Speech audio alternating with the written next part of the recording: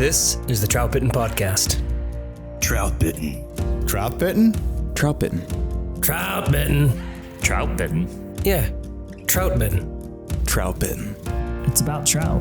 Wild trout. This is Troutbitten.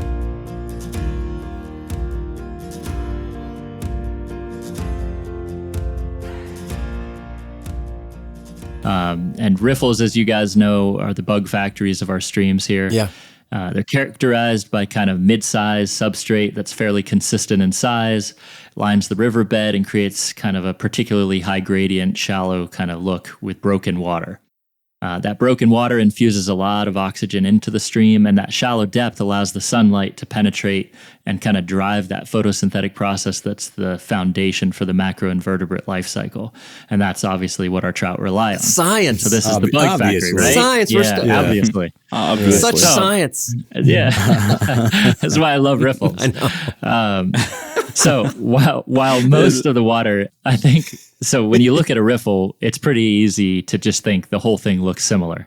Yeah. And when you fish riffles longer and longer, you begin to start to see the subtleties of currents within riffles. Sure.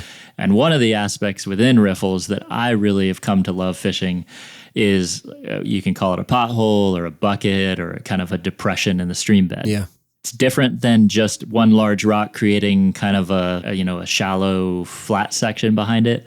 But you'll notice these areas in the stream by looking for kind of a slick spot within the riffle. Mm-hmm. What I often also see is a little bit of a darker tone to the water in that section, just because the sunlight's not penetrating quite as deeply. Mm-hmm.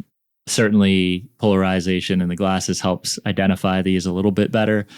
But ultimately, these potholes or buckets are valuable to our trout because they allow trout to hold within them using less energy and yet still having that food source of the riffle available to them.